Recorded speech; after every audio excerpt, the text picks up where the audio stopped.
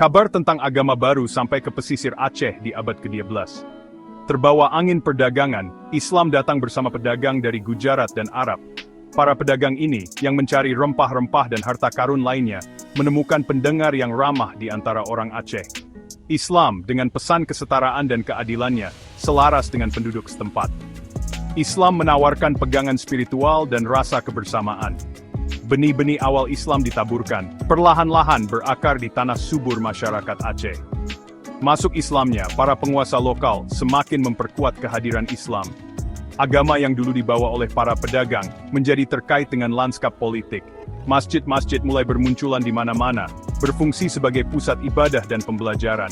Panggilan untuk sholat bergema di jalan-jalan, sebuah bukti pengaruh Islam yang semakin besar.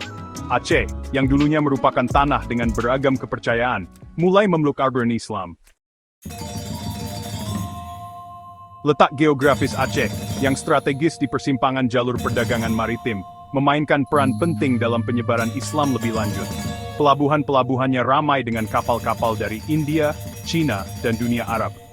Hal ini menjadikan Aceh sebagai wadah peleburan budaya dan saluran alami untuk penyebaran ajaran Islam.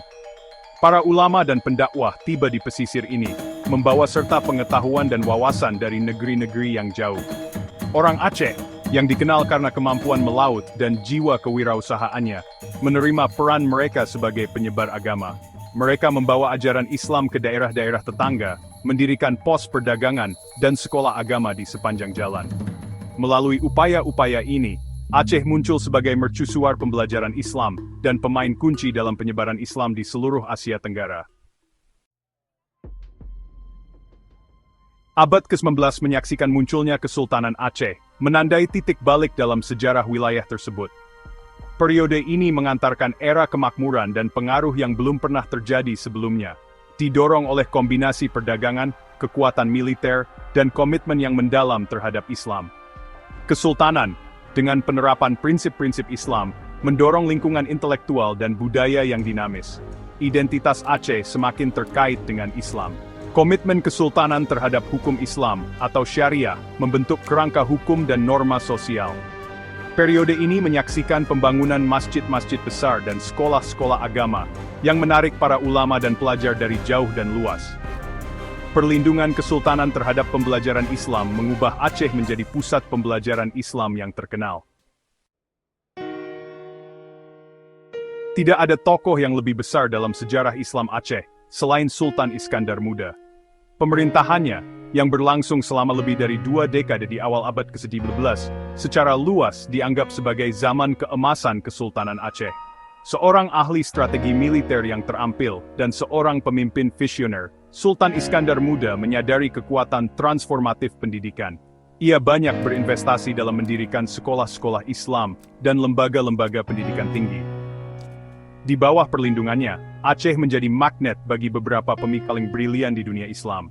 Para ulama yang tertarik pada reputasi kesultanan untuk kebebasan intelektual dan ketelitian akademis, berbondong-bondong ke Aceh. Mereka terlibat dalam debat yang hidup, menghasilkan beasiswa yang inovatif, dan berkontribusi pada perkembangan pemikiran Islam. Bagian kelima, Jembatan Pengetahuan, Aceh, Minangkabau, dan Tradisi Daurah.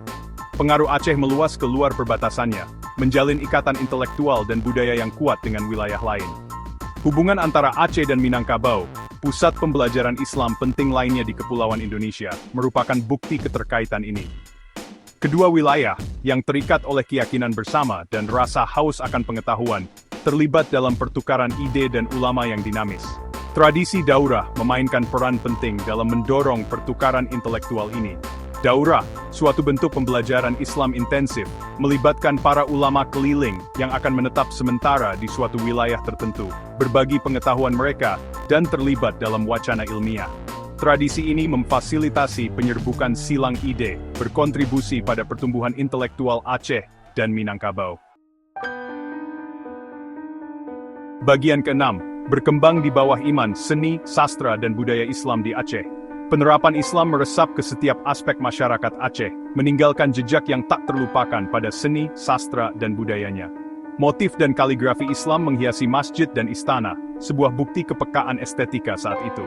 sastra berkembang, dengan penyair dan penulis mengambil inspirasi dari ajaran Islam dan menenun permadani kata-kata yang rumit. Sastra Aceh, yang diresapi dengan nilai-nilai dan tema-tema Islam, berfungsi sebagai alat yang ampuh untuk instruksi moral dan refleksi spiritual. Karya-karya seperti Hikayat Perang Sabi, Kisah Perang Suci, menangkap semangat perlawanan terhadap kekuatan kolonial, sementara yang lain mengeksplorasi tema-tema cinta, kehilangan, dan kondisi manusia melalui lensa Islam. Bagian ketujuh, sentuhan transformatif Islam, perubahan sosial dan sistem pesantren.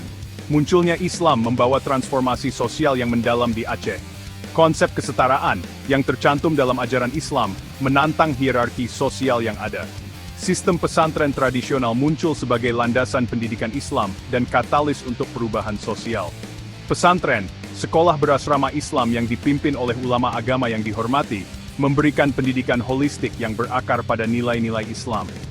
Lembaga-lembaga ini yang tersebar di seluruh wilayah, menawarkan pendidikan kepada siswa dari semua lapisan masyarakat. Mereka menjadi pusat pengembangan masyarakat, menumbuhkan semangat kemandirian dan tanggung jawab sosial.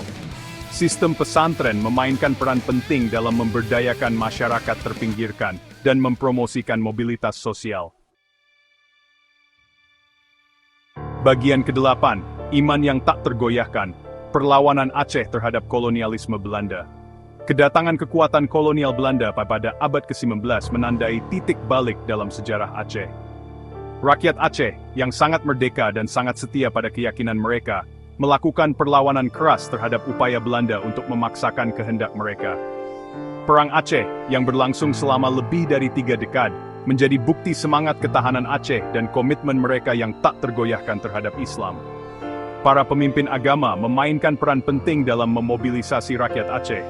Mereka mengeluarkan fatwa, keputusan agama, yang menyatakan perjuangan melawan kolonialisme Belanda sebagai perang suci atau jihad. Semangat jihad menggembleng penduduk, menyatukan orang-orang dari semua lapisan masyarakat di bawah panji iman dan kebebasan. Perang Aceh menjadi simbol perlawanan terhadap penindasan kolonial, mengilhami gerakan serupa di seluruh Nusantara. Bagian ke-9, melestarikan warisan, nilai-nilai Islam di Aceh pasca kemerdekaan. Setelah Indonesia merdeka pada tahun 1945, Aceh terus menjunjung tinggi identitas Islamnya. Komitmen daerah terhadap nilai-nilai Islam tetap kuat, membentuk norma sosial dan lanskap budayanya. Warisan masa lalu, dari era kesultanan hingga perjuangan melawan kolonialisme, terus bergema di dalam masyarakat Aceh. Aceh, yang diberikan otonomi khusus di Indonesia, menerapkan aspek-aspek hukum syariah, yang mencerminkan aspirasi rakyatnya. Wilayah ini menyaksikan kebangkitan kembali pembelajaran agama, dengan pesantren terus memainkan peran penting dalam membentuk perkembangan moral dan spiritual generasi muda. Sambil menavigasi kompleksitas dunia yang semakin modern, Aceh berusaha untuk melestarikan warisan Islamnya, memastikan bahwa nilai-nilai yang telah membentuk identitasnya terus memandu jalannya.